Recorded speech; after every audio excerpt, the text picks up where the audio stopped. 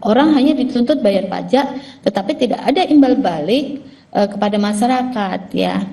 Nah, paling Oke, berarti artinya gini Bu, evaluasinya apa sih sebetulnya terutama bagi pemerintah pusat? Karena ini kan terjadi di beberapa daerah, tidak hanya di satu daerah saja, supaya jangan sampai terjadi lagi nih tiba-tiba naikin PBB-nya lebih tinggi lagi. Kalau tadi dikatakan oleh Bu Esther ya kondisinya sekarang ekonominya lagi sulit nih buat masyarakat. yang bisa dilakukan adalah mengatur lagi ya belanjanya. Jadi yang pertama tadi yang saya katakan belanja rutin ya harus lebih kecil daripada belanja modal ya. Kemudian diatur. Yang kedua, cara mengaturnya alokasi anggaran atau pengeluaran anggaran itu harus berdasarkan fungsinya dan bagaimana multiplier efeknya kepada masyarakat di daerah tersebut. Nah, itu harus diukur, tidak hanya sekedar serapan anggaran saja gitu. Nah, jadi dengan demikian alokasi anggaran itu memang benar-benar sesuai fungsinya dan memang berdampak pada masyarakat luas gitu. Jadi orang bayar pajak itu bisa merasakan hasilnya seperti apa, mereka menikmati ya. Saya katakan misalnya di negara yang lain misalnya orang bayar pajak itu ya happy-happy aja ya, karena mereka menikmati imbal baliknya. Misalnya mereka dapat eh, seperti kalau mereka menganggur gitu ya, mereka dapat itu tunjangan selama 2 tahun menganggur karena mereka sudah bayar pajak sebelumnya gitu. Nah ini kan di sini tidak ada, orang hanya dituntut bayar pajak, tetapi tidak ada imbal balik kepada masyarakat ya.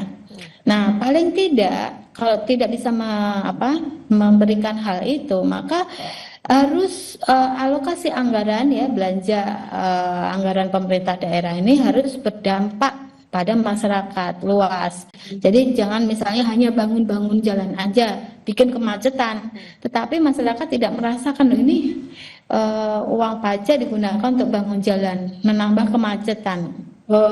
Jalan sudah bagus masih ditinggikan, padahal itu tidak perlu. Nah ini kan hanya mengejar serapan anggaran gitu ya, tidak ada fungsinya dan tidak berdampak pada masyarakat gitu.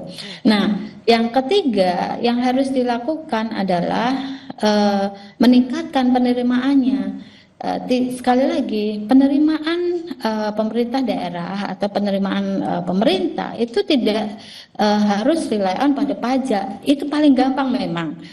Untuk bisa meningkatkan PAD-nya itu majekin rakyat itu yang paling mudah. Nah ini di sini Pemda harus kreatif gitu ya, tidak harus rely on pada pajak, tetapi mungkin ada pos-pos yang lain, misalnya mendorong industri manufaktur yang ada di sana sehingga ekspornya meningkat ya, tercipta lapangan pekerjaan, kemudian di sana juga bisa masyarakat juga bisa lebih sejahtera gitu. Jadi itu yang dilakukan harus mengatur anggarannya dan bagaimana cara untuk bisa meningkatkan PAD-nya gitu, pendapatan di daerahnya. Itu sih Mbak. Oke, baik. Berarti ini menjadi evaluasi juga bagi pemerintah daerah untuk bisa meningkatkan pendapatan asli daerahnya, utak-atiknya gimana alokasinya, jangan cuman kesannya nih kayak cuman balik lagi malakin rakyatnya aja, apalagi kalau dampak atau misalnya hasil dari pajaknya itu nggak berasa. Ini tentu perlu perhatian dan juga evaluasi yang mendalam dari pemerintah pusat. Terima kasih Ekonom Universitas Diponegoro Ibu Esther Sri Astuti sudah bersama di Kompas. Sehat selalu Bu Esther.